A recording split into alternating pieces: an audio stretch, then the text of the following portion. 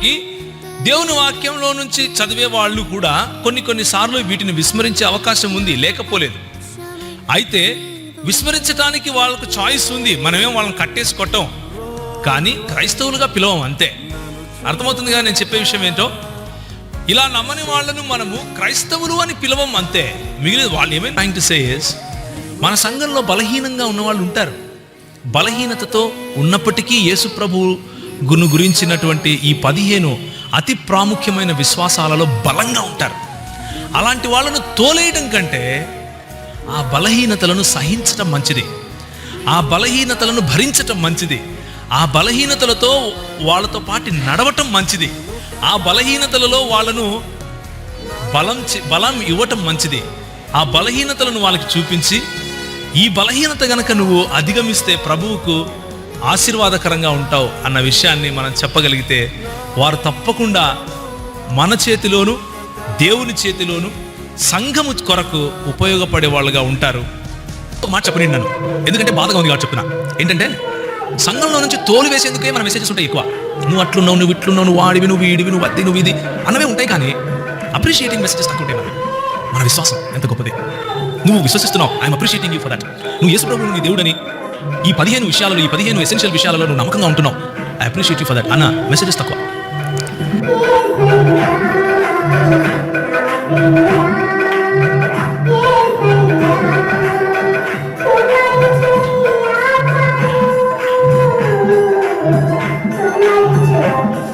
క్రైస్తవ విశ్వాసంలో అన్నిటికంటే ముఖ్యమైనటువంటి భాగము ఏమిటి అని ఆలోచిస్తే, మనం మొట్టమొదటిగా చాలా అవసరమైన భాగము దేవుని వాక్యము అని చూసుకున్నాం. దేవుని వాక్యము మాత్రమే అని చూసుకున్నాం.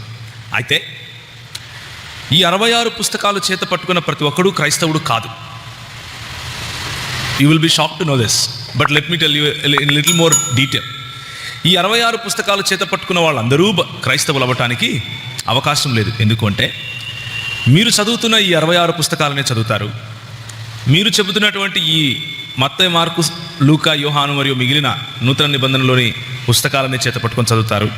అయినప్పటికీ క్రైస్తవ సంఘము, సార్వత్రికముగా క్రైస్తవ సంఘము ఇన్ని రోజులు నమ్ముతున్నటువంటి విశ్వాసాలకు భిన్నమైన విశ్వాసాలను మాట్లాడుతూ, భిన్నమైన విశ్వాసాలను బోధిస్తూ ఉంటారు.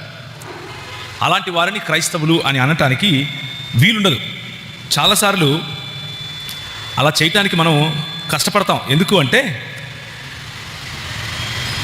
మనకు క్రైస్తవ సిద్ధాంతానికి, లేకపోతే క్రైస్తవులు అని ఎవరైనా పిలవాలి మనము అంటే కొన్ని చాలా ప్రాముఖ్యమైన, లేకపోతే తప్పనిసరి అయిన సిద్ధాంతాలు ఉన్నాయి.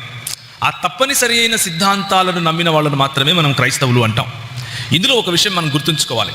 ఈ తప్పనిసరి అయిన సిద్ధాంతాన్ని వివరించటంలో థియోలాజికల్ డిఫరెన్సెస్ ఉండొచ్చు. ఉదాహరణకి నిన్న మన జానీ బ్రదర్ ఒక ప్రశ్న అడిగారు. ఏమని అడిగారంటే, హస్త నిక్షేపణ ఉందా? పాత నిబంధన గ్రంథంలో అభిషేకం అనేవారు, కొత్త నిబంధన గ్రంథంలో తిమోతికి రాసిన పత్రికలో 2-3 వచనాల కారణంగా, తీతుకు మరియు తిమోతికి రాసిన పత్రికలో ఉన్న వచనాల కారణంగా హస్త నిక్షేపణ లేకపోతే పరిచర్య కొరకు ఎవరైనా సిద్ధపరిచి పంపించడం అనే ప్రక్రియ ఉందా? ఉంటే కారణం ఏంటి, లేకపోతే కారణం ఏంటి? ఇది అన్న ప్రశ్న. దానికి నేను ఏమని సమాధానం చెప్పాను అంటే, థియోలాజికల్గా కాంట్రవర్షియల్గా ఉన్నవి, అంటే డినామినేషన్ వైజ్గా ఆలోచన చేసుకోవాల్సినటువంటి విషయాలను ఈ వేదిక నుంచి నేను మాట్లాడను అని చెప్పాను. ఎందుకు అంటే అవి మనకు ఎసెన్షియల్ క్రిస్టియన్ ఫెయిత్ కాదు. ఉదాహరణకి హస్త నిక్షేపణను నమ్మటం వలన, హస్త నిక్షేపణను నమ్మకపోవటం వలన మన రక్షణ ఆధారపడలేదు. మనము ప్రభువుకు ప్రీతిపాత్రులము కావటము, ప్రభువు నుంచి దూరం అయిపోవటము లేదు. కాబట్టి దాన్ని మనము అత్యవసరమైన లేకపోతే తప్పనిసరి అయిన విశ్వాసముగా తీసుకోం. Those are all minors for us. ఇంకొక ఉదాహరణ, బల్ల ఆదివారం తీసుకోవాలా, ప్రతిరోజు తీసుకోవాలా, వారానికి ఒకసారే ఎందుకు తీసుకోవాలి, నెలకు ఒకసారి ఎందుకు కాకూడదు, సంవత్సరానికి ఒకసారి ఎందుకు కాకూడదు, జీవితం అంతట్లో ఒకసారి ఎందుకు కాకూడదు? రైట్. కానీ దేవుని వాక్య పరిధిలో మనం అర్థం చేసుకుంటే, దేవుని శిష్యులు అపోస్తలుల సమయంలో ప్రతి దినము రొట్టె విరిచారు, ప్రతి ఇంట్లోనూ బల్ల ఏర్పరచుకున్నారు. కొన్ని దినముల తరువాత, కొన్ని రోజుల తరువాత ఆదివారము కూడినప్పుడు వాళ్ళు బల్ల విరిచారు. ఆ తరువాత చర్చ్ హిస్టరీలో చూస్తే మెల్లిమెల్లిగా అది డైల్యూట్ అవుతూ 1 నెలకు ఒకసారి చేసే పరిస్థితులు కూడా చూసాం. తరువాత పండుగకోసారి చేసే పరిస్థితి కూడా చూసాం. స్క్రిప్చర్ను మాత్రమే తీసుకుని వెళ్తే, దేవుని వాక్యాన్ని మాత్రమే తీసుకుని వెళ్తే మనము ప్రతిదినము బల్ల విరవచ్చు. ఒకవేళ మనం సంఘంగా కలిస్తే ప్రతి ఆదివారము బల్ల విరవచ్చు. ఒకవేళ మనం సంఘంగా కలిస్తే స్క్రిప్చర్కు బయట చేసిన ప్రాక్టీసెస్ని మనం తీసుకోవాల్సిన అవసరం లేదు కాబట్టి దాని నుంచి ఆలోచించాల్సిన అవసరం లేదు. స్క్రిప్చర్లో ఉన్నంత వరకు లేకపోతే వాక్యానుసారంగా మాత్రం తప్పనిసరిగా వారు చేసిన ప్రాక్టీస్ని మనం చేయాలి. అయితే ఆ నెలకు ఒకసారి బల్ల విరిస్తే రక్షణ పోతుందా అన్నది ప్రశ్న. నా ప్రశ్న అర్థమవుతుంది కదా? నెలకు ఒకసారి బల్ల విరిచినంత మాత్రాన, బల్లలో పాల్పంపులు పొందినంత మాత్రాన నేను క్రైస్తవుణ్ణి అని పిలవబడనా? కాదు. మనకు క్రైస్తవుడు అని పిలువబడటానికి ఎసెన్షియల్స్ కొన్ని ఉన్నాయి. ఎసెన్షియల్స్ చాలా ప్రాముఖ్యమైనవి. ఈ అత్యవసరమైనవి లేకపోతే అతి ప్రాముఖ్యమైన వాటిని గనక తప్పితే ఆ వ్యక్తిని క్రైస్తవుడు అనటానికి వీల్లేదు. అవి ఏంటివి అన్నవే మనం చూడబోతున్నాం ఈరోజు. వీటిని మనము ఈ విశ్వాస ప్రమాణాలను ఎక్కడి నుంచి తీసుకున్నాము అంటే,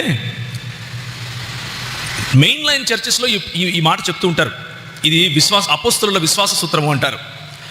ఇవాంజలికల్ చర్చెస్ మరియు పెంటికాస్టల్ చర్చెస్ మరియు క్యారిస్మాటిక్ చర్చెస్ ఎవరైతే బార్న్ అగైన్ అని చెప్తారో వాళ్ళు దీన్ని పట్టి చెప్పరు. ఎందుకు అంటే ఇది దేవుని వాక్యంలో ఉంది కాబట్టి దేవుని వాక్యంలో ఉండి చదువుకుంటే సరిపోతుంది అని.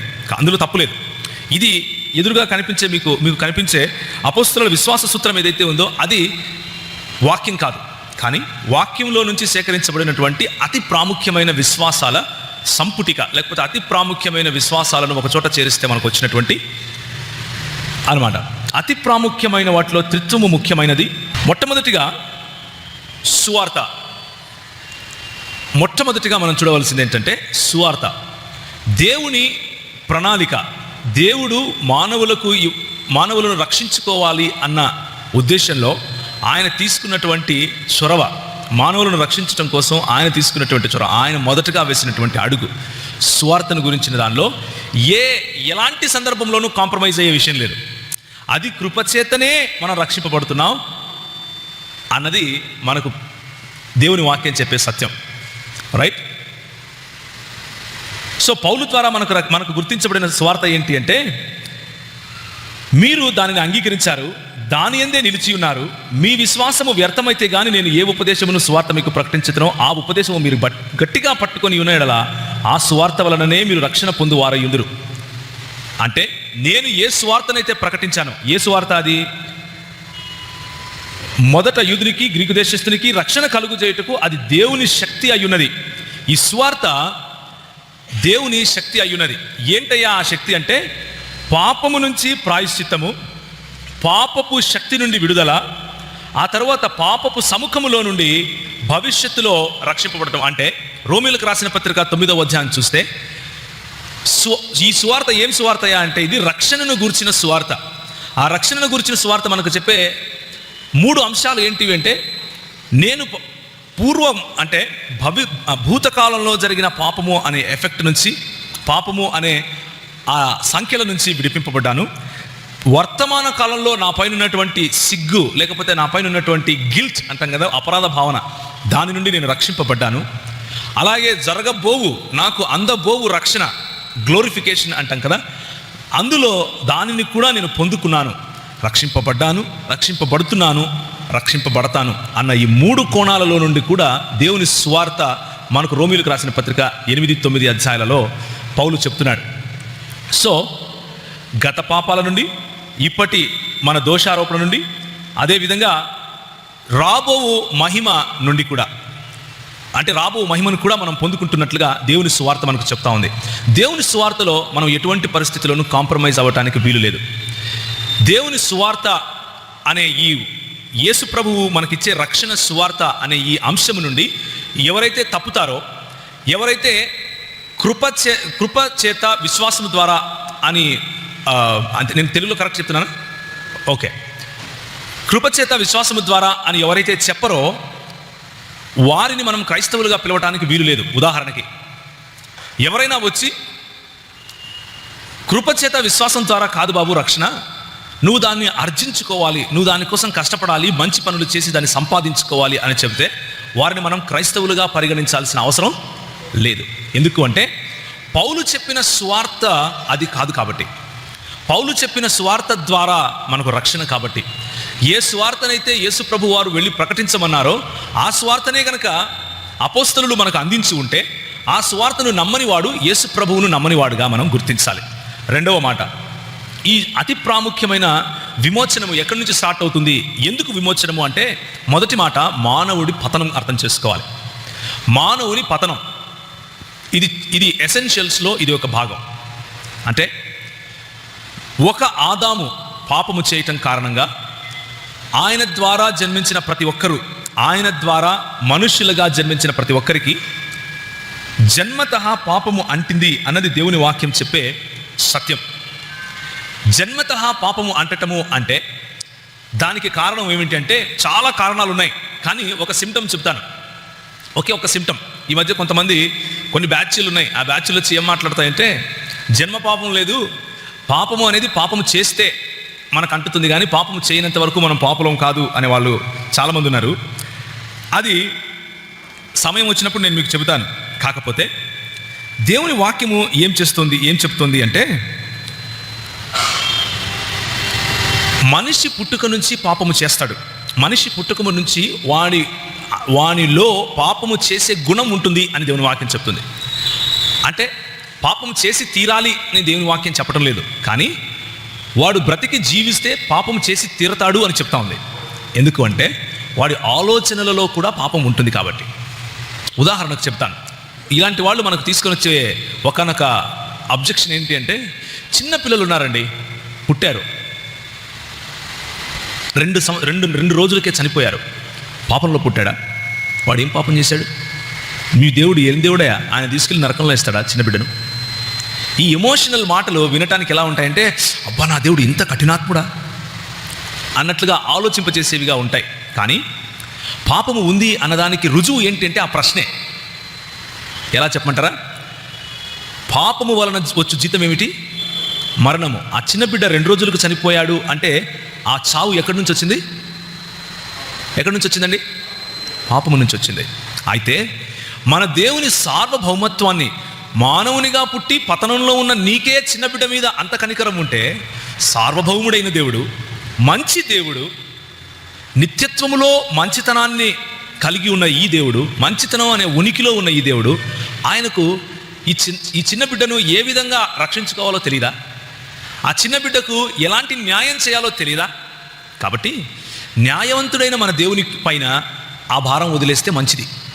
మనం సొంతంగా మన చేతికి తీసుకొని పాపం లేదు ఏమీ లేదు అని చెప్పుకొని మనల్ని మోసం చేసుకోవటం కంటే, మరణము ఉంది అన్న సత్యమే పాపము ఉంది అన్న సత్యాన్ని నిరూపిస్తూ ఉంది.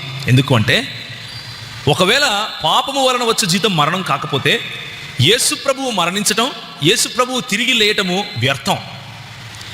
ఒక యేసు ప్రభువులో పాపము వలన వచ్చు జీతము మరణము అన్న మాటను సిలువ పైన కొలస్సీలకు రాసిన పత్రిక 3వ అధ్యాయం ప్రకారం కొట్టివేయటం అసాధ్యం. కనుక మరణము ఉంది కాబట్టి పాపము ఉంది అని చెప్పి తీరాలి. మరణము పాపము యొక్క పర్యావసానము అన్న విషయం తెలుసుకున్నప్పుడు, పుట్టిన ప్రతి ఒక్కడు చనిపోయాడు అన్న విషయం తెలుసుకున్నప్పుడు, మరణము ఉంది అంటే పాపము ఉంది అని అర్థం చేసుకోవాలి. దానికి కొంతమంది వస్తారు, అడుగుతారు ఏమనంటే, మరి హానోకు చనిపోలేదు కదా, ఏలియా చనిపోలేదు కదా, అవునా కదా? అందుకనే దేవుని వాక్యము స్పష్టంగా ఏం చెప్తుంది అంటే, హానోకు ఏలియాలకు సైతము సువార్త ప్రకటింపబడుతుంది. హానోకు ఏలియాలకు సైతము సువార్త ప్రకటింపబడుతుంది. ఈ హానోకు ఏలియాలు సైతము, నిన్న అన్న ఒక ప్రశ్న అడిగారు, ఈ ప్రాయశ్చిత్తము లేకపోతే మానవ విమోచనము అనేది అనే మార్గము పాత నిబంధనలో ఉన్నవారికి మనకు ఒకే మార్గమా లేకపోతే వేరువేరుగా ఏమైనా ఉందా? ఒకే మార్గం. There is only one way. నా వలన తప్ప ఇంకెవడను తండ్రి వద్దకు రాలేడు. హానోకైనా అంతే, ఏలియా అయినా అంతే. వారు రావాలి, వారు చావాలి. చనిపోయిన వారిలో నుండి తిరిగి లేచిన మొట్టమొదటి వాడు, లేకపోతే స్వయంభూ అయి తను తాను వాలంటరీగా ప్రాణం ఇచ్చి వాలంటరీగా ప్రాణం తీసుకున్నటువంటి యేసు ప్రభువు అనే మార్గంలోనే పాపానికి విమోచన, అంతకు తప్ప వేరే మార్గం లేదు అన్నది దేవుని వాక్యం చెప్పే సత్యం. సమయం వచ్చినప్పుడు జన్మ పాపము అనే విషయం గురించి ఇంకొంచెం మాట్లాడుకుందాం. చాలా పెద్ద సబ్జెక్ట్ కాబట్టి ప్రస్తుతానికి ఇక్కడ ఆపుతున్నాను. రెండవ మాట, కన్య మరియకు జన్మించటం తప్పనిసరి. కన్య మరియకు రెండవ మాట, యేసు ప్రభువు కన్య మరియకు జన్మించి తీరాలి. మానవ పతనం గురించి చూస్తే రోమీలకు రాసిన పత్రిక 3వ అధ్యాయం 10 నుంచి 23 వరకు నీతిమంతుడు ఒక్కడూ లేడు, ఏ ఒక్కడూ లేడు అన్న విషయాన్ని మనం చూస్తాము. మరియ కన్య అయి ఉండటము తప్పనిసరి. మరియ కన్య కాదు అని చెప్పేవాడు క్రైస్తవుడు కాదు. వాడిని క్రైస్తవునిగా అంగీకరించడానికి అవకాశం లేదు. ఎందుకు అంటే కన్య మరియ గర్భమున జన్మించాలి, లేకపోతే ఒక కన్యకు కుమారుడు అనుగ్రహింపబడతాడు అన్నది ప్రాఫెసీ, అది ఒక ప్రవచనం. ఆ ప్రవచనం నెరవేరి తీరాలి. నెరవేరి తీరకపోతే నెరవేరినటువంటి, లేకపోతే ప్రవచనాన్ని నెరవేర్చినటువంటి క్రీస్తును నమ్మి కూడా లాభం లేదు. కాబట్టి యేసుక్రీస్తు జనన విధాన్ని మత్తయి సువార్త 1వ అధ్యాయం 18 నుంచి 23 వరకు చదివితే, కన్య మరియ పైన పరిశుద్ధాత్ముడు ఆవరించడం, ఆయన శక్తి, పరిశుద్ధాత్ముని శక్తి కారణంగా కన్య మరియ గర్భం ధరించడం, కన్య మరియ గర్భాన్న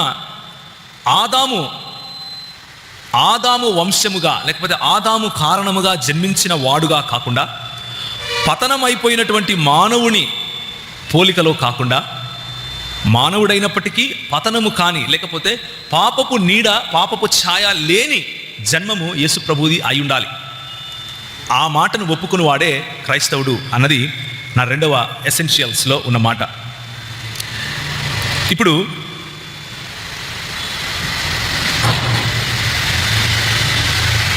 ఓకే, క్రీస్తు పరిశుద్ధత.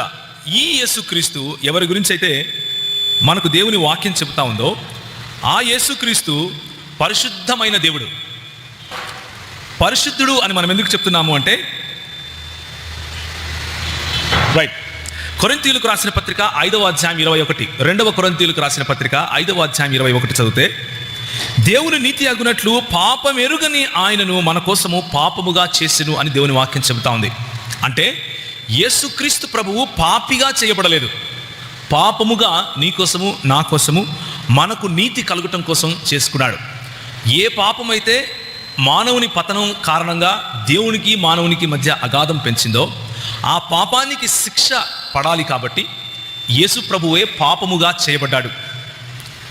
మన ప్రధాన యాజకుడు మన బలహీనతలను మనతో సహానుభవము లేనివాడు కాదు, కానీ సమస్త విషయములలోనూ మన వలనే శోధింపబడినను ఆయన పాపము లేనివాడుగా ఉన్నాడు. హెబ్రీయులకు రాసిన పత్రిక.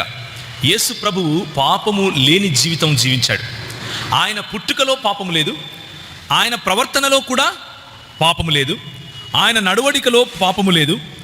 నిర్దోషమైనటువంటి రక్తము కలిగినటువంటి యేసు ప్రభువు మన కోసము బలి చేయబడ్డాడు అన్న విషయం మనం నమ్మి తీరాలి.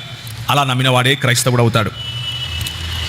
1 పేతురు 3వ అధ్యాయం 18వ వచనంలో, అనీతిమంతుల కొరకు నీతిమంతుడైన క్రీస్తు శరీరం విషయంలో సంపబడియు అన్న మాట మనం చూస్తాం. నీతిమంతుడు ఒకడునూ లేడు అని రోమీయులకు రాసిన పత్రిక చెప్తే, అలా ఒకడు కూడా లేని నీతిమంతుల కోసం ఒక నీతిమంతుడు చనిపోయాడు అని పేతురుకు రాసిన పత్రిక చెబుతా ఉంది, లేకపోతే పేతురు రాసిన పత్రిక చెబుతా ఉంది. కాబట్టి యేసు ప్రభువు యొక్క పరిశుద్ధతను అంగీకరించి తీరాలి. ఇక్కడ ఒక మాట చెప్తాను. మిగిలిన మతాల వారు యేసు ప్రభువును పరిశుద్ధంగానే చూస్తారు. క్రైస్తవులతో సహా, ముస్లింలతో సహా, బహాయిలతో సహా, కాదియానీలతో సహా, యూదా గోత్రంలోని ఒక తెగతో సహా యేసు ప్రభువును పరిశుద్ధునిగానే చూస్తారు. అయితే వారు చూస్తున్న పరిశుద్ధతకు మనం చూస్తున్న పరిశుద్ధతకు ఉన్న తేడా చెప్తాను. ఇప్పుడు వారు చూస్తున్న రీతిలో యేసు ప్రభువును వారు పరిశుద్ధులుగా చూస్తున్నప్పటికీ క్రైస్తవులు కారు అని ఎందుకు చెప్తున్నాము అనే తేడా చెప్తాను. జాగ్రత్తగా వినండి. ఎందుకు అంటే, మనము యేసు ప్రభువును పరిశుద్ధునిగా ఎందుకు చూస్తున్నాము అంటే, మన స్వకీయ దురాశల చేత ఈడవబడి మనము పాపం చేస్తాం. అవునా? స్వకీయ దురాశల చేత అంటే ఫ్రమ్ విదిన్, లోపల నుంచి మనకు కలిగే దురాశ, లేకపోతే పాపము అనే గుణం కారణంగా మనము ఆ ఈడవబడి పాపం చేస్తే, యేసు ప్రభువు మనలాగే బయట నుంచి వచ్చే టెంప్టేషన్స్, లోపల నుంచి ఆయనకు టెంప్టేషన్స్ రావు. ఎందుకు రావు? ఆయన పరిశుద్ధమైన జన్మను జన్మించాడు కాబట్టి. అంటే జన్మతః పరిశుద్ధుడు ఆయన అని. మిగిలిన వాళ్ళు చెప్పే మాట ఏంటంటే, జన్మతః అందరూ పాపం చేయని వాళ్ళే. పాపము ఎవరైతే చేస్తాడో వాడే పాపి. బైబిల్ ఏం చెప్తుంది అంటే, పుట్టావు పాపిగా కాబట్టే పాపం చేస్తావు. ఇది తేడా. ఏమైనా కన్ఫ్యూజన్ ఉందా? నువ్వు పాపిగా పుట్టావు కాబట్టి పాపం చేస్తావు అని బైబిల్ చెప్తుంది. నువ్వు పాపం చేసావు కాబట్టి పాపి అయ్యావు అని మిగిలిన వాళ్ళు చెప్తారు. కాబట్టి పాపములో పుట్టిన మనల్ని రక్షించటానికి, మనం ఏ విధంగా అయితే పరిశుద్ధులము కాదో పాపములో పుట్టిన కారణంగా, ఆయన పరిశుద్ధుడైన యేసు ప్రభువు పాపములో పుట్టకుండా బయట నుంచి వచ్చే ప్రలోభాలను సైతం జయించి, హెబ్రీయులకు రాసిన పత్రిక ప్రకారం మనల్ని విమోచించాడు, మనల్ని రక్షించాడు, మనకు తన పరిశుద్ధతను ఆపాదించాడు. ఇది రైట్గా అర్థం చేసుకునే పద్ధతి. ఇందులో కాంప్రమైజ్ అయ్యే క్వశ్చన్ లేదు. యేసుక్రీస్తు పరిశుద్ధతలో కాంప్రమైజ్ అయ్యే ప్రశ్న లేదు. ఇప్పుడు యేసుక్రీస్తు దైవత్వం. యేసుక్రీస్తు కేవలం పరిశుద్ధుడు అని చెప్తే సరిపోదు. యేసుక్రీస్తు ఎంతోమంది దేవుళ్ళలో ఒక దేవుడు అని చెబితే సరిపోదు. యేసుక్రీస్తు దైవత్వాన్ని ఎవరైతే నమ్ముతారో వారినే మనము క్రైస్తవులుగా పిలుస్తాం. ఉదాహరణకి కొన్ని బ్యాచ్లు ఉన్నాయని చెప్పాను కదా, తొడగొట్టే బ్యాచ్, మీసాలు తిప్పే బ్యాచ్లు. వీళ్ళు యేసుప్రభు దైవత్వాన్ని నమ్మరు. యేసుప్రభు దైవత్వాన్ని నమ్మని వాళ్ళను మనము క్రైస్తవులుగా ఎంచడానికి వీల్లేదు. ఎందుకు అంటే, పౌలు మరియు అపోస్తలులు మనకు పరిచయం చేసిన యేసు, వారు చెప్పే యేసు వేరు కాబట్టి. ఉదాహరణకి ముస్లింలు యేసు ప్రభు పరిశుద్ధుడు అని నమ్ముతారు. ఇంకా ముస్లింలు ఏం నమ్ముతారంటే, భూమి మీద పుట్టిన ప్రతి శిశువును కూడా వచ్చి సాతాను గిల్లుతాడట. గిల్లితే ఆ శిశువు ఏడుస్తాడు.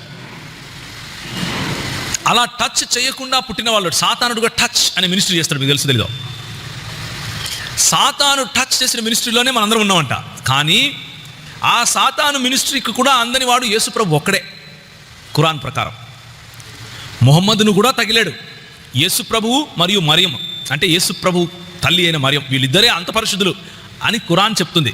మనం చెప్పే పరిశుద్ధత అది కాదు. అర్థమవుతుంది కదా మీకు? మనం చెప్పే పరిశుద్ధత అది కాదు. మనం చెప్పే పరిశుద్ధత ఏంటంటే దైవత్వముతో కూడిన పరిశుద్ధత. పరిశుద్ధతకు ఏదైనా ఒక స్టాండర్డ్ స్కేల్ అనేది ఉంది అంటే, పరిశుద్ధతకు ఎక్స్ట్రీమ్ ఏదైనా ఉంది అంటే, పరిశుద్ధత అన్న మాటకు అర్థము, ఉనికి, నాంది ఏదైనా ఉంది అంటే అది యేసు ప్రభువే అని చెప్తున్నాం. అది మనం చెప్పే పరిశుద్ధతకు, అవతలవాడు చెప్పే పరిశుద్ధతకు తేడా. మనం చెప్పే పరిశుద్ధత యేసుక్రీస్తు దైవత్వముతో కూడినటువంటి పరిశుద్ధత. అందుకే మత్తయి సువార్త 16వ అధ్యాయం 16వ వచనంలో సీమోను పేతురు, నీవు సజీవుడవగు దేవుని కుమారుడవైన క్రీస్తువు అని చెప్పాడు. ఈ విషయాన్ని నెక్స్ట్ క్లాసెస్లో మనం ఇంకా క్లియర్గా చూస్తాం. యేసు ప్రభు దైవత్వం గురించిన ప్రశ్నలు, వాటి సమాధానాలు కూడా ఈరోజు మాట్లాడుకుంటాం. దాదాపు 3 సెషన్స్ వీటి మీదే ఉంటాయి కాబట్టి ఈ స్లైడ్ మీద ఎక్కువ సమయం నేను ఉంచను. సో యేసు ప్రభువును గురించినటువంటి విషయాలలో యేసు ప్రభువు పరిశుద్ధుడు అని నమ్మాలి. కన్య మరియకు జన్మించిన యేసు ప్రభువు అని నమ్మాలి. పరిశుద్ధుడు అని నమ్మితే సరిపోదు, ఆయన దేవుడు అని నమ్మాలి. అలా నమ్మిన వారినే క్రైస్తవులుగా మనము అంగీకరిస్తాం. తరువాత ఈ 3 నమ్మితే సరిపోదండి. యేసుక్రీస్తు మానవుడు అని నమ్మి తీరాలి. ఎందుకు అంటే ఈ మూడిటికి ఉన్న రిలేషను, ఈ మూడు కలిస్తేనే కానీ మనకు రక్షణ రాదు అన్న విషయం నేను మీకు చెప్తాను. మీకు తెలిసిందే, కొత్తదేం కాదు. యేసుక్రీస్తు మానవత్వాన్ని మనము యోహాను సువార్త 1వ అధ్యాయం 14వ వచనం కనుక చూస్తే, వాక్యముగా ఉన్న దేవుడు, వాక్యమై దేవునితోనూ దేవునిగాను ఉన్న దేవుడు ఏమై వచ్చాడు? శరీరధారి అయి వచ్చాడు. అంటే నీలాగా నాలాగా రక్త మాంసములను ధరించుకొని వచ్చాడు. సశరీరుడై మన మధ్య సంచరించాడు. కనుక ఆయన మానవత్వాన్ని మనం అంగీకరించాలి. ఆయన మానవుడిగా ఉన్నాడు అన్న విషయాన్ని మనము అంగీకరించాలి. ఫిలిప్పీలకు రాసిన పత్రిక 2వ అధ్యాయము 7 నుంచి 8 వరకు చూస్తే, మనుష్యుల పోలికగా పుట్టి దాసుని రూపమును ధరించుకొని తన్ను తానే రిక్తునిగా చేసుకున్న యేసు ప్రభువును మనం నమ్మాలి. 1 యోహాను పత్రిక ఎందుకు రాశారో తెలుసా? యేసుక్రీస్తు దైవత్వాన్ని నిరూపించడం కోసం కాదు. ఆనాడు యేసు ప్రభువు దేవుడు అంటే నమ్మటానికి అందరూ సిద్ధమే. కానీ యేసు ప్రభు మనిషి లేకపోతే మానవుడు అంటే నమ్మటానికి సిద్ధంగా లేరు ఎవరు. ఈనాడు ఉల్టా, ఈరోజు ఉల్టా. అది ఓకే. కానీ నాస్టిక్స్ అనే వాళ్ళు ఉండేవారు. వారి ఉద్దేశం ప్రకారము రక్తమాంసములు లేకపోతే పదార్థమైనది ఏది కూడా దైవత్వాన్ని కలిగి ఉండలేదు అన్నది వాళ్ళ ఉద్దేశం. పదార్థమైనది ఏది కూడా దైవత్వమును కలిగి ఉండటానికి వీలు లేదు అన్నది వాళ్ళ ఉద్దేశం. కాబట్టి మానవుడిగా జన్మించిన వాడు ఎవడు కూడా దేవుడు కాదు అన్నది వాళ్ళ ఉద్దేశం. కాబట్టి క్రీస్తు సిలువెక్కాడు అంటే మానవుడిగా ఉన్న యేసు చనిపోయాడు, కానీ బాప్తీస సమయంలో ఆయన మీదకి వచ్చినటువంటి దైవత్వమైనటువంటి క్రీస్తు సిలువెక్కగానే అక్కడి నుంచి వెళ్ళిపోయాడు అన్నది వాళ్ళ సిద్ధాంతం. దాన్ని ఖండించటానికే మొదటి యోహాను పత్రిక రాశాడు. ఎవరు? యోహాను భక్తుడు. అందుకని ఆయన రాస్తాడు, ఎవరినైతే మేము స్పృశించితిమో లేకపోతే తాకామో, ఎవరి స్వరమునైతే మేము విన్నామో, ఎవరితోనైతే సహచారం చేశామో అంటూ ఆయన ఫిజికల్ అపియరెన్స్ని, ఆయన ఫిజికల్ టచ్ని, ఆయన ఫిజికల్ వర్డ్ని ఆయన ఎక్స్ప్లెయిన్ చేస్తాడు. కాబట్టి క్రైస్తవుడు అని చెప్పుకునేవాడు యేసుక్రీస్తు మానవుడు అని నమ్మి తీరాలి. మానవుడు కాకపోతే మనకు విమోచన లేదు. ఎందుకు అంటే ఒక ఆదాము ద్వారా మనకు పాపం వచ్చింది, ఇంకొక ఆదాము ద్వారా ఆ పాపము తీసివేయబడాలి.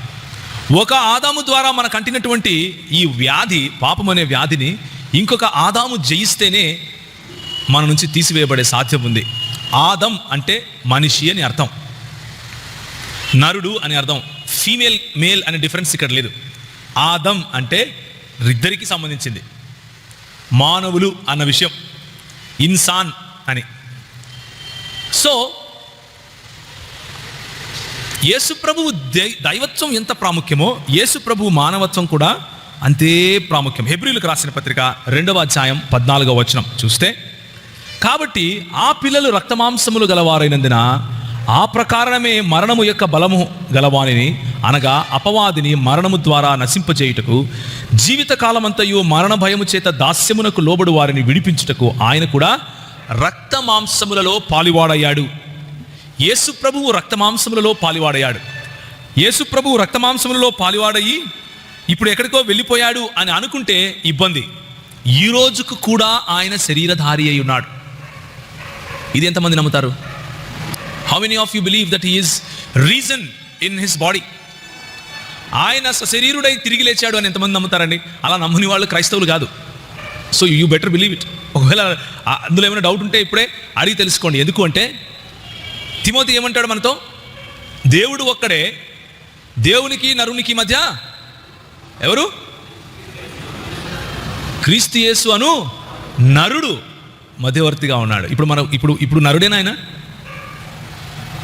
ఏమండి, యేసు ప్రభు వారు ఈరోజు ఏం చేస్తున్నారు? మన కోసం విజ్ఞాపన చేస్తున్నారు. దేవునికి మానవులకు మధ్య విజ్ఞాపన చేసే, లేకపోతే వకీలుగా ఉండే నరుడు ఈ రోజుకు కూడా నరుడు యేసు ప్రభు. కాబట్టి యేసుక్రీస్తు మానవత్వాన్ని, లేకపోతే యేసుక్రీస్తు మానవుడు నరుడు అన్న విషయాన్ని మనం అర్థం చేసుకోవాలి. ఇక్కడ ఒకవేళ డౌట్ రావచ్చు, మరి నరుడు అయితే ఆయనకు రక్తమాంసములు పరలోక రాజ్యమును, దేవుని రాజ్యమును స్వతంత్రించుకోవు కదా అన్న ప్రశ్న రావచ్చు. యేసు ప్రభువు తిరిగి రిజరెక్ట్ అయిన ఆ శరీరము మహిమ గల శరీరము. అందువల్లనే తలుపులు మూసినప్పటికీ లోపల ఉన్నటువంటి శిష్యులతో మాట్లాడటానికి ఆయన లోపలికి రాగలిగాడు. ఆ మహిమగల శరీరము యేసు ప్రభు ధరించి ఉన్నాడు. అయితే మానవుడే.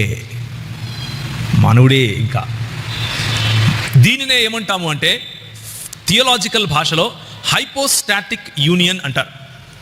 హైపోస్టాటిక్ యూనియన్ అంటే దేవుడు మరియు మానవుడు ఈ రెండు ఒక చోట కలవటం. అది అసాధ్యము అని మతాలు చెప్తాయి. నీకు అసాధ్యమైంది నేను సాధ్యం చేస్తాను అని దేవుని మార్గం చెప్తుంది. అది అసాధ్యము అని మతాలు చెబుతాయి. నువ్వు అసాధ్యం అనుకుంటున్నది నేను సుసాధ్యం చేస్తాను రా ఎర్రుడా అని దేవుడు చెప్తాడు. అందుకే ఆయన దేవుడు. ఆయనకు అసాధ్యమైనది ఏది లేదు. కాబట్టి దేవుడు అంటే యేసు ప్రభువు కన్య మరియకు జన్మించడం మన రక్షణకు మార్గం సరళం చేస్తుంది, లేకపోతే ఆ మార్గాన్ని సిద్ధపరుస్తుంది. యేసు ప్రభువు పరిశుద్ధునిగా జన్మించటం, పరిశుద్ధునిగా జీవించటం మన రక్షణకు చాలా ప్రాముఖ్యం. యేసు ప్రభువు పరిశుద్ధత మాత్రమే కాదు, ఆయన దేవుడు అని చెప్పటం మన రక్షణకు చాలా ప్రాముఖ్యం. ఎందుకు అంటే నిత్యుడగు దేవుడు కాకుండా మన పాపాలను పరిహరించటానికి ఏ మానవునికి శక్తి లేదు. ఎన్ని గొర్రెలు ఎన్ని దూడలు అర్పించినా, వేలాది నదులంతా విస్తార తైలం తీసుకొని వచ్చినా మనం చేసిన పాపాలకు సరిపోవు. అది నిత్యుడగు అనంతుడగు దేవుడు మాత్రమే చేయగలడు. కాబట్టి యేసుప్రభువు దేవుడు అయి ఉండాలి. అదేవిధంగా చేసింది పాపం మానవుడు కాబట్టి మానవుని బలి తప్పదు. కాబట్టి ఆయన నరావతారం తీసుకున్నాడు. ఈ నాలుగు మాటల్లో ఏ ఒక్క మాట మనం విస్మరించినా కానీ క్రైస్తవులుగా చెప్పుకునే అర్హతను కోల్పోయిన వారం అవుతాం. జాగ్రత్తగా ఉండాలి. ఇప్పుడు ఈ దేవుడు ఏ దేవుని గురించి అయితే, లేకపోతే ఏ యేసుక్రీస్తు గురించి అయితే మాట్లాడుతున్నామో ఆ యేసుక్రీస్తు మనకు చెప్పినటువంటి మాటలు గమనించి చూస్తే దేవుడు ఐక్యుడై ఉన్నాడు, లేకపోతే దేవుని ఐక్యత, లేకపోతే దేవుని oneness, the unity of God అన్నది మనకు తెలుస్తుంది. యూనిటీ ఆఫ్ గాడ్, దేవుని ఐక్యత. ఇప్పుడు మనం అర్థం చేసుకోవాల్సింది ఏంటంటే, ముగ్గురు దేవుళ్ళు ఉన్నారు అని చెప్పే క్రైస్తవుడు కాదు. జాగ్రత్తగా వినండి నేను చెప్పే మాటలు. ముగ్గురు దేవుళ్ళు ఉన్నారు అని చెప్పేవాడు క్రైస్తవుడు కాదు. దేవుని వాక్యం చెప్పేది ఏంటి అంటే, ఒక దేవుడే. ద్వితీయోపదేశకాండము 6వ అధ్యాయము 4వ వచనము. ద్వితీయోపదేశకాండము 6వ అధ్యాయం 4వ వచనం ఏం చెప్తుంది? ఇశ్రాయేలు వినుము, నీ దేవుడైన యెహోవా అద్వితీయుడగు యెహోవా, ఇష్మా ఇశ్రాయిల్, యాహ్వే ఎలోహిను, యాహ్వే యెహాద్ అని హెబ్రీ భాషలో ఉంటుంది. సో దేవుడు ఒకడు అన్న విషయాన్ని మనం అర్థం చేసుకోవాలి. ఒక దేవుణ్ణే మనం ఆరాధిస్తున్నాం. ఎవరైనా వచ్చి క్రైస్తవులు మీరు ముగ్గురు దేవుళ్ళను ఆరాధిస్తారా అని అడిగితే మన ఆన్సర్ ఏంటండి? కాదు, మేము ఒక్క దేవుణ్ణే ఆరాధిస్తాం. దీని వివరణ తర్వాత చూద్దాం. కానీ ప్రస్తుతానికి ఫౌండేషన్స్ అర్థం చేసుకోవాలి. ఈ ఫౌండేషన్స్ తప్పిన వాడు ఎవడు క్రైస్తవుడు కాదు అని చెప్పడం కోసం ఇది చెప్తున్నాను. నేను తప్ప నీకు వేరొక దేవుడు ఉండటానికి వీలు లేదు అని మన దేవుడు చెబుతాడు. నేను అని తన్ను తాను ఆయన ఒక దేవునిగానే ఏం చేస్తాడు? బయలుపరుచుకుంటాడు. ఒకడే దేవుడు తప్ప వేరొక దేవుడు లేడని నూతన నిబంధన గ్రంథం కూడా చెబుతుంది. 1 తిమోతి 2:5లో దేవుడు ఒక్కడే అని చెబుతుంది. కాబట్టి దేవుని యొక్క ఐక్యతను మనం మర్చిపోకూడదు. దేవుడు ఒక్కడే అన్న సందేశాన్ని మనం మర్చిపోకూడదు. అయితే దేవుడు ఒకడే అని చెప్పే మతాలు ఇంకా ఉన్నాయి. ప్యాంథిజం కూడా దేవుడు ఒకడే అంటుంది, ఇస్లాం కూడా దేవుడు ఒకడే అంటుంది, కాదియానీలు కూడా దేవుడు ఒకడే అంటారు, మాదీయులు దేవుడు ఒకడే అంటారు, ఈ రోజుకు సెబీయులు దేవుడు ఒకడే అంటారు, రైట్, జొరాస్ట్రియన్లు దేవుడు ఒకడే అంటారు. చాలా మంది ఇంకా ఉన్నారు దేవుడు ఒకడే అనేవాళ్ళు. ఈ మధ్య త్రైత సిద్ధాంతం అని ఒకటి వచ్చింది, భగవద్గీతలో నుంచి త్రైత సిద్ధాంతం. ఆడు కూడా దేవుడు ఒకడే అంటాడు. సో దేవుడు ఒకడే అని చెప్పిన వాళ్ళందరూ క్రైస్తవులు కారు. దేవుడు ఒకడే అంటే ఏ ఒకడు అని ప్రశ్న అడిగితే త్రిత్వమైన దేవుడు, త్రియేకుడైన దేవుడు అని చెప్పేవాడు క్రైస్తవుడు. త్రియేకుడైన దేవుడు అన్న విషయాన్ని నమ్మని వాడు క్రైస్తవుడు కాదు అని మనం అంటాం. ఎందుకంటామో నేను ఇప్పుడు చెప్తాను. నెక్స్ట్ 2-3 సెషన్స్ అవే, కాబట్టి ఏం తొందర లేదు, మెల్లి చూసుకుందాం. దేవుడు త్రియేకుడు కాకపోతే చాలా సమస్యలు వస్తాయి. ఆ సమస్యలు ఏంటో కూడా మనం చూస్తాం. కనుకనే దేవుని వాక్యంలో స్పష్టంగా అపోస్తలులు తండ్రి, కుమార మరియు పరిశుద్ధాత్ముడు అన్న ఫార్ములాను మనకి ఇచ్చారు. తండ్రి, కుమార, పరిశుద్ధాత్ముల నామము పేరట అని సింగులర్ వర్డ్ వాడినప్పటికీ ముగ్గురు వ్యక్తులను గురించి మాట్లాడారు. ప్రభు అయిన యేసు కృపయు, దేవుని ప్రేమయు, పరిశుద్ధాత్మ సహవాసము అంటూ ముగ్గురు వేరు వ్యక్తులను కోట్ చేస్తున్నప్పటికీ ఒక దేవుని గురించి మాట్లాడుతున్నట్లుగా వాళ్ళు చెప్పారు. కాబట్టి మనము నమ్మే దేవుడు ఒకడే, కానీ ఆయన ముగ్గురు వ్యక్తులలో తన ఉనికిని చాటుకున్నాడు. ఈ విషయాన్ని గుర్తుంచుకోవాలి. దీని వివరణ నెక్స్ట్ సెషన్స్లో మనం చూస్తాం. ఇప్పుడు ఈ మంచి దేవుడు, ఏ దేవుడినైతే మనం ఆరాధిస్తున్నామో ఈ మంచి దేవుడు కృప చూపించే దేవుడు. ఆ దేవుని కృప, సార్వభౌమాధికారం కలిగినటువంటి ఈ దేవుని కృప మనకు క్రైస్తవులముగా చెప్పుకోవటానికి ఇది ఒక చాలా ఇంపార్టెంట్ టాపిక్. దేవుని కృప లేకుండా, దేవుని కృపను నమ్మకుండా మనము క్రైస్తవులుగా చెప్పుకోవటానికి అసాధ్యం. కారణం చెప్తాను. యోహాను సువార్త 15వ అధ్యాయము 5వ వచనం, ఎవడు నా యందు నిలిచియుండునో, నేను ఎవని యందు నిలిచియుండునో వాడు బహుగా ఫలించును, నాకు వేరుగా ఉండి మీరు ఏమీ చేయలేరు. అంటే మానవుడు దేవుని కృప పైన, దేవుని పైన ఆధారపడి ఉన్నాడు. అన్నది సత్యం. ఇది దేవుని వాక్యం చెప్పే సత్యం. దీన్ని విస్మరిస్తే క్రైస్తవుడు అని చెప్పుకోవటం కష్టం, చెప్పుకోవటానికి వీలు లేదు. ఆయన నుండి వేరై మనం ఫలించలేము అన్న సత్యాన్ని మనం అర్థం చేసుకోవాలి. మనం విశ్వాసము ద్వారానే కృపచేతనే రక్షింపబడ్డాం కాబట్టి మనము దేవుని కృపను విశ్వసించక తప్పదు. ఇప్పుడు మనం అనుకున్నవన్నీ కూడా, మనం ఏవేవైతే మాట్లాడుకున్నామో ఇప్పుడు, ఇవన్నీ కూడా ఎసెన్షియల్స్ ఆఫ్ క్రిస్టియన్ ఫెయిత్. మన క్రైస్తవ విశ్వాసానికి చాలా మూలమైనవి. 9వ పాయింట్, మన విశ్వాసము ఏంటి అంటే, ఒకడు నీతిమంతునిగా తీర్చబడాలి అంటే అది విశ్వాసము ద్వారానే అన్నది యేసు ప్రభువు మనకు నేర్పించినటువంటి లేఖనాలు మనకు నేర్పించే విశ్వాసం. మన పనుల ద్వారా విశ్వాసంగా తీర్చబడము, నీతిమంతునిగా తీర్చబడము. విశ్వాసము లేకుండా దేవునికి ఇష్టుడై ఉండుట అసాధ్యము. It is impossible to please God without faith. Without faith it is impossible to please God. హెబ్రీయులకు రాసిన పత్రిక 11వ అధ్యాయం. అలాగే మనము ఎలాంటి విశ్వాసాన్ని నమ్ముతాము అంటే, మంచి పనుల చేయటం కోసము తీసుకున్న విశ్వాసాన్ని నమ్ముతాం, మంచి పనుల వలన సంపాదించుకున్న విశ్వాసాన్ని కాదు. Okay, our faith are the symptom of our faith is good works. The source of our faith is not good works. అంటే మంచి పనుల కారణంగా మనకు విశ్వాసం రాదు, కానీ మనకు క్రీస్తు యేసు పట్ల ఉన్న విశ్వాసం కారణంగా మంచి పనులు మనం చేస్తాం. మంచి పనులు చేయాలి అన్న ఆజ్ఞను మనం శిరసా వహిస్తాం. ఓకే, కాబట్టే నీతిమంతుడు విశ్వాస మూలముగా జీవిస్తాడు. అయితే ఈ విశ్వాసము మూలముగా దేవుని కృపచేత మనం రక్షింపబడాలి అంటే యేసుక్రీస్తు యొక్క పశ్చాత్తాప బలిని మనం స్వీకరించాలి. ఉచితముగా ఇవ్వబడిన ఈ పశ్చాత్తాప బలిని మనము దాన్ని స్వీకరించాలి. యేసు ప్రభువు మన కొరకు బలిగా అర్పించబడ్డాడు కాబట్టే నాకు రక్షణ అన్న సత్యాన్ని మనం నమ్మాలి. ఇది ఈ 10 మనకు చాలా ప్రాముఖ్యమైనటువంటి విశ్వాసములు. ఇప్పుడు 11వది, యేసుక్రీస్తు చనిపోతే సరిపోదు, ఆయన తిరిగి లేపబడాలి. అందుకనే యేసుక్రీస్తు పశ్చాత్తాప బలి, ఉదాహరణకి ముస్లింలు చూడండి, పశ్చాత్తాప బలిని వాళ్ళు నమ్మరు. వమా కతలహు యకీనా అంటారు, అంటే వారు నిశ్చయముగా ఆయనను చంపలేదు కదా, ఆయనను చంపను లేదు, ఆయన సిలువ ఎక్కించను లేదు. వమా కతలుహు వమా సలబుహు.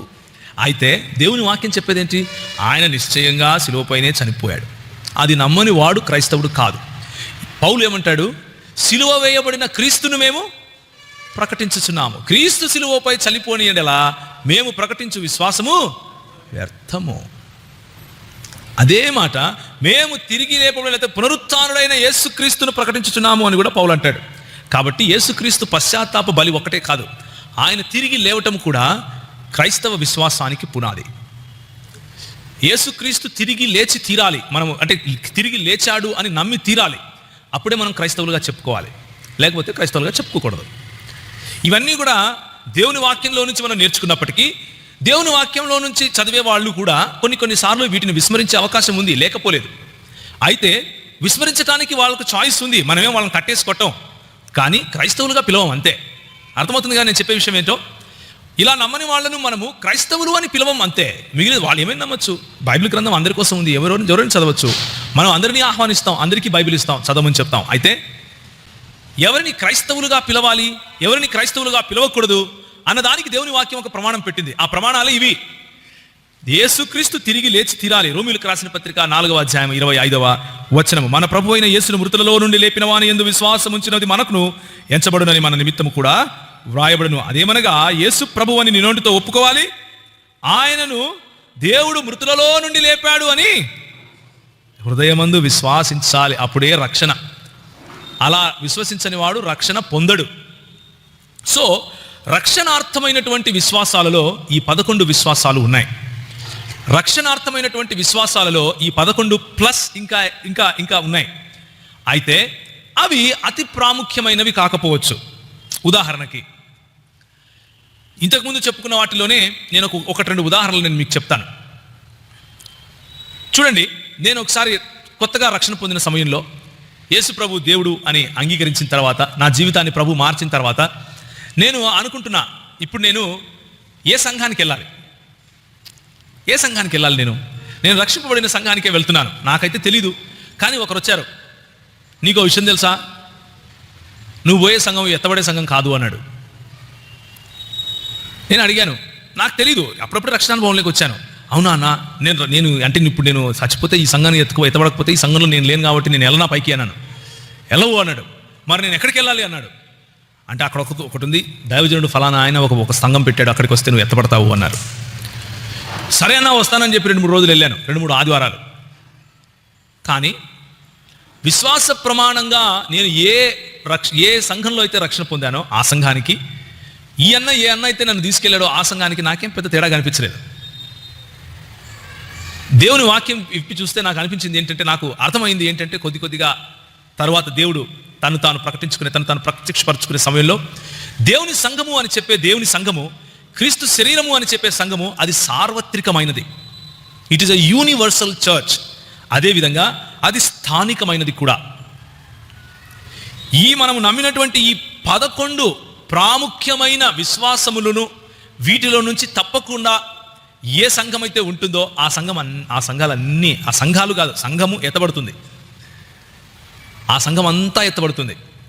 ప్రశ్న ఏంటంటే, మనం సంఘంగా భావిస్తున్నది నిజంగా దేవుని సార్వత్రిక సంఘములో లేకపోతే యేసుక్రీస్తు శరీరంలో ఉందా లేదా అన్నది చూసుకుంటే చాలు.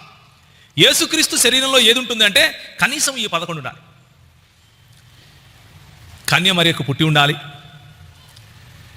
యేసు ప్రభు కన్యమరకు పుట్టాడు అని నమ్మి ఉండాలి, యేసు ప్రభు పరిశుద్ధుడు అని నమ్మాలి, యేసు ప్రభు పరిశుద్ధుడు మాత్రమే కాదు ఆయన దేవుడు అని నమ్మాలి, యేసు ప్రభు పరిశుద్ధుడు దేవుడు కన్యమరకు పుట్టినవాడు మాత్రమే కాదు ఆయన మనిషి అని నమ్మాలి, మానవుడు అని నమ్మాలి, దేవుని ఏకత్వాన్ని నమ్మాలి, దేవుని త్రిత్వాన్ని నమ్మాలి, సువార్తను నమ్మాలి, ఆ సువార్తలో భాగమైనటువంటి కృపచేత విశ్వాసము ద్వారా రక్షణ పొందటం అనే సిద్ధాంతాన్ని నమ్మాలి.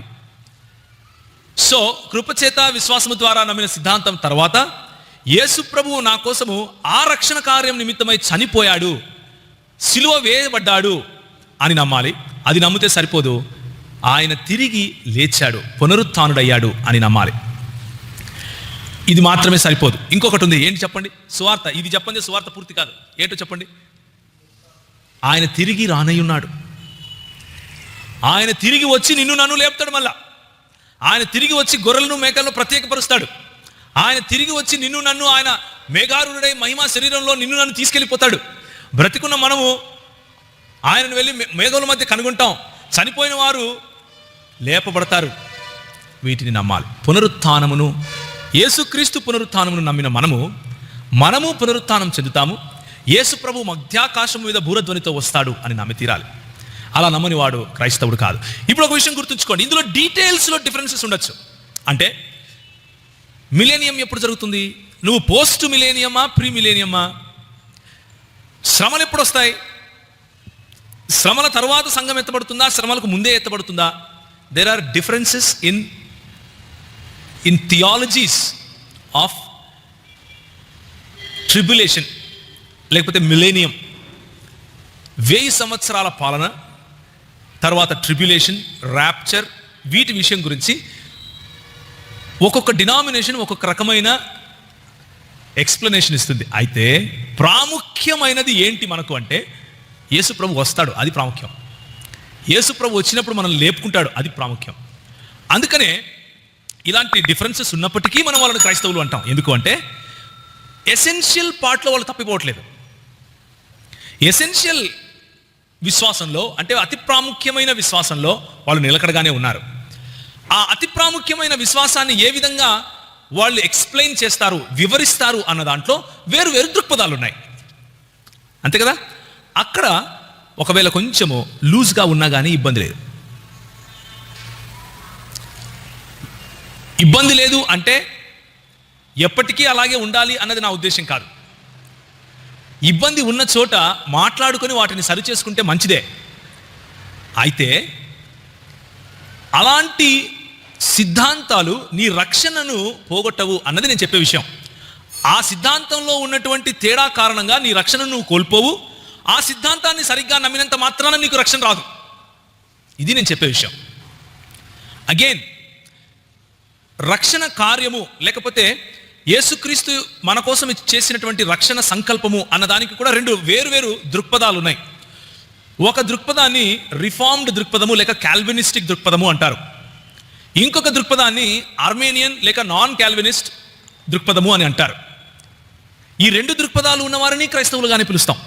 ఎందుకు అంటే రక్షణ యేసు ప్రభువులోనే విశ్వాసము కృపచేత విశ్వాసం ద్వారానే అన్నది నమ్ముతారు, ఇద్దరూ నమ్ముతారు. అయితే దానికి ఉన్న ఎక్స్ప్లెనేషన్లో డిఫరెన్సెస్ ఉంటాయి. అయినా కానీ వాళ్ళిద్దరినీ క్రైస్తవులుగానే నమ్ముతాం, వాళ్ళిద్దరినీ క్రైస్తవులుగానే స్వీకరిస్తాం. ఎందుకు అంటే థియలాజికల్గా ఎక్స్ప్లెనేషన్లో డిఫరెన్సెస్ ఉన్నంత మాత్రాన ఒకరిని క్రైస్తవుడు అని, క్రైస్తవుడు ఇంకొకరు కాదు అని చెప్పటం వల్ల మనకు వచ్చే లాభం లేదు. అయితే ఈ 11 విషయాలు మాత్రము మనము తప్పనిసరిగా నమ్మి తీరాలి. వాటికి తరువాత ఇంకా కొన్ని ఉన్నాయి. ఇప్పటికీ క్రీస్తు నరుడుగానే ఉండి మన కోసం విజ్ఞాపన చేయటం, శరీరపరమైన క్రీస్తు ఆరోహణం, తర్వాత ప్రధాన యాజకుడైన క్రీస్తు విజ్ఞాపన, ఆ తర్వాత క్రీస్తు రెండవ రాకడను గురించినటువంటి మహిమకు సంబంధించినటువంటి ఆయన ఉనికి, ఇలాంటి విషయాలు కూడా ఉన్నాయి. పరలోకం నిత్యత్వంలో ఉంటుంది, అది ఈరోజు మనకు సిద్ధపరచబడుతుంది అన్న విషయం మనం నమ్మి తీరుతాం. అలాగే నరకం ఉంది, అది తప్పకుండా పాపులకు ఎవరైతే క్రీస్తును స్వీకరించకుండా వదిలేశారో వారికి ఆ నరక ప్రాప్తి వాళ్ళకి జరుగుతుంది అన్నది అందరికీ తెలిసిన విషయమే. కాబట్టి దేవుని ఐక్యత, కృపను గుర్చిన ఆవశ్యకత, విశ్వాసానికి చెందిన ఆవశ్యకత, వీటిలో మనము పక్కకు తొలగనంత వరకు, దేవుడు మన పట్ల, మన రక్షణ పట్ల ఆయన చేసిన కార్యంలో మనం పక్కకు తొలగనంత వరకు, దేవుని యొక్క ఉనికి గురించి ప్రక్కకు తొలగనంత వరకు, సంఘము అంటే దేవుని శరీరము అన్న కాన్సెప్ట్ నుంచి ప్రక్కకు తొలగనంత వరకు, రక్షణ గురించినటువంటి విశ్వాసము మరియు కృప అన్న కాన్సెప్ట్ నుంచి పక్కకు తొలగనంత వరకు మనకు ఇబ్బంది లేదు.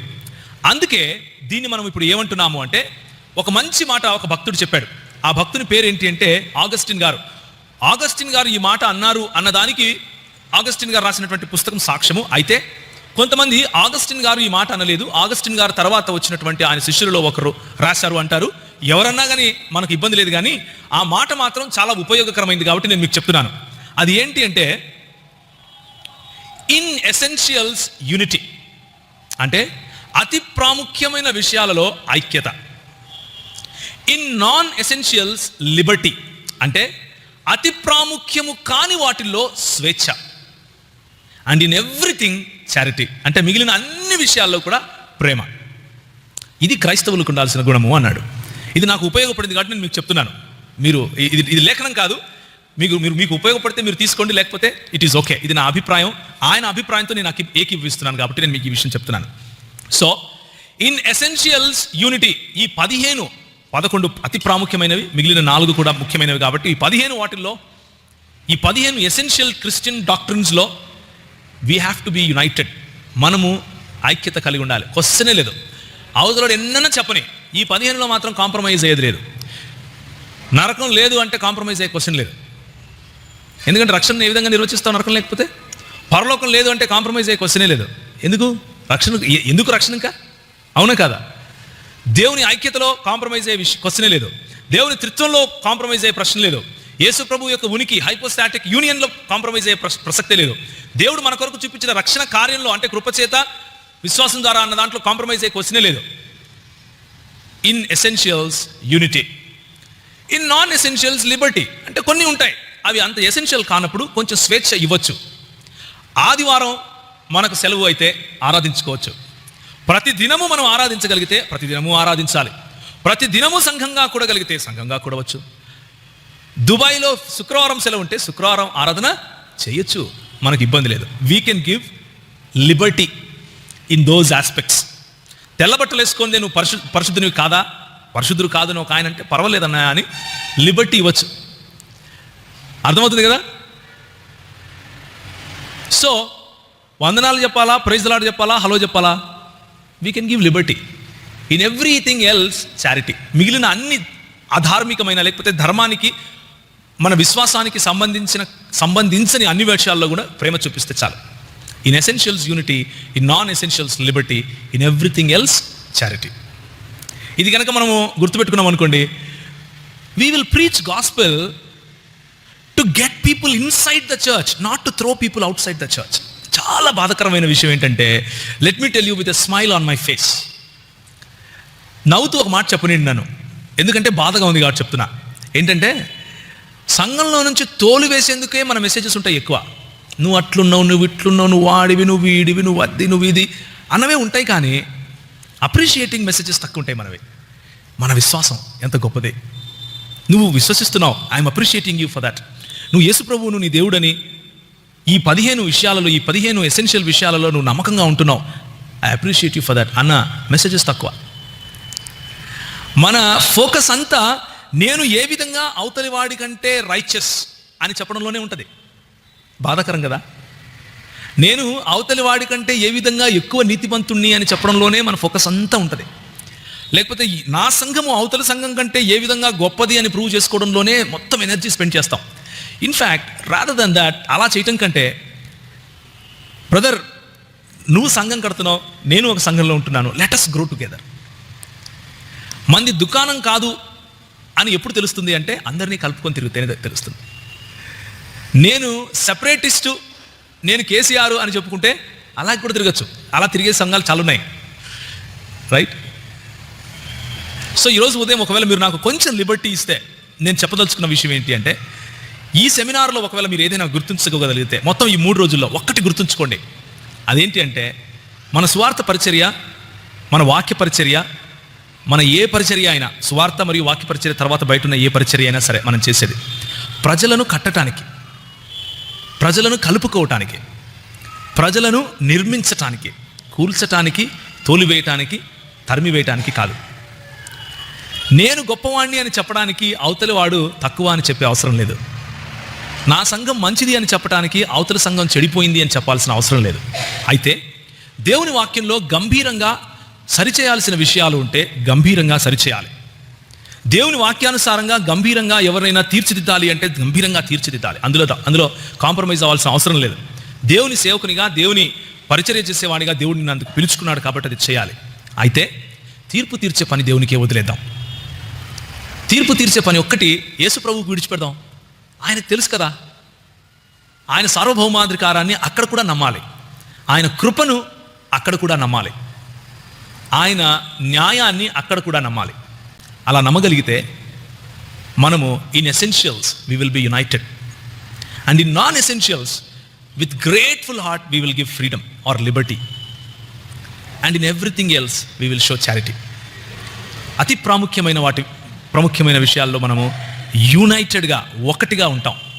అంతగా ప్రాముఖ్యత లేని విషయాల్లో మెల్లిమెల్లిగా వాళ్లకు అర్థం చేసుకునేందుకు సమయాన్ని ఇన్వెస్ట్ చేస్తాం, కొంచెం చెబుతాం. ఉదాహరణకు తీసుకోండి, ఒక ఆయన ఉన్నాడు అమెరికాలో, జార్జ్ ముల్లర్ గారు తెలుసు కదా మీకు. ఆయన రోజు రాత్రి ఒక చుట్ట తాగి పడుకునేవాడు. ఎంతోమందికి ఆశీర్వాదకరంగా ఉండేవాడు. ఎంతోమంది ఒక బైబిల్ కాలేజ్ కట్టాడు, చక్కటి బోధ, రిఫార్మ్డ్ బోధ, అది కూడా ఎంతోమంది పిల్లలను పెంచేవాడు. కానీ ఒకానొక రోజు ఒక ముస్లాం వచ్చి, ఒక కొంచెం ఏజ్డ్ ఆమె వచ్చి, అయ్యా అంతా బాగుందయ్యా, కాకపోతే నీలో ఉన్న యేసు ప్రభువును సిగరెట్ తాగుతూ నేను చూడలేకపోతున్నానయ్యా అంది. అర్థమైందా? అంటే అన్నిట్లోనూ యునైటెడ్. ఇది ఆ బలహీనత ఉంది, ఆ బలహీనతను ఏ విధంగా సరిచేయాలి. ఆమె వచ్చింది, చాలా ప్రేమగా ఆమె చెప్పింది. జార్జ్ ముల్లర్ దాన్ని విడిచిపెట్టేశాడు, సింపుల్గా విడిచిపెట్టాడు. So what I'm trying to say is, మన సంఘంలో బలహీనంగా ఉన్నవాళ్ళు ఉంటారు. బలహీనతతో ఉన్నప్పటికీ యేసు ప్రభువును గురించినటువంటి ఈ 15 అతి ప్రాముఖ్యమైన విశ్వాసాలలో బలంగా ఉంటారు. అలాంటి వాళ్ళను తోలేయడం కంటే ఆ బలహీనతలను సహించడం మంచిది, ఆ బలహీనతలను భరించడం మంచిది, ఆ బలహీనతలతో వాళ్ళతో పాటు నడవటం మంచిది, ఆ బలహీనతలలో వాళ్ళను బలం ఇవ్వటం మంచిది. ఆ బలహీనతలను వాళ్ళకి చూపించి, ఈ బలహీనత కనుక నువ్వు అధిగమిస్తే ప్రభువుకు ఆశీర్వాదకరంగా ఉంటావు అన్న విషయాన్ని మనం చెప్పగలిగితే, వారు తప్పకుండా మన చేతిలోను, దేవుని చేతిలోను, సంఘము కొరకు ఉపయోగపడే వాళ్ళుగా ఉంటారు. దయచేసి తలలు వంచుకుంటే ప్రార్థన చేసుకుందాం.